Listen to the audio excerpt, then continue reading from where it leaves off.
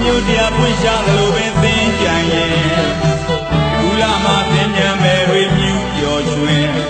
လာမယ်ဆိုလို့တွေ့ဆုံခြင်းမနစ်ကတည်းပဲလာလို့တင်စင်မြန်းကပင်ဖြစ်စရာလုံးမေးခဲ့ဘာမျိုးတရားပွင့်ရှားသလိုပင်သင်ကြံရဲ့ကူလာမှာသင်ညာမဲ့တွေမြူပျော်ရွှင်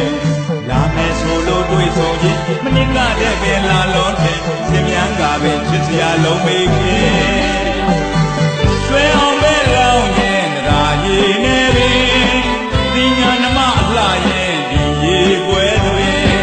ဖြစ်ပြသွေးနုရင်တရားမဲ့နမသွေး